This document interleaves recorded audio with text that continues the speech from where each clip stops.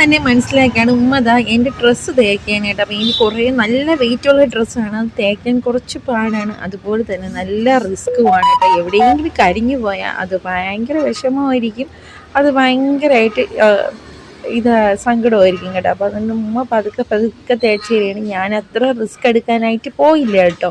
അപ്പം ഞാൻ ഇത് പറയുന്നത് മുറ്റത്തിരുന്നാണ് കേട്ടോ. കാരണം വെച്ചാൽ വണ്ടിയുടെ സൗണ്ടും എല്ലാ ഹോണിൻ്റെ സൗണ്ടൊക്കെ കേൾക്കാൻ പറ്റും.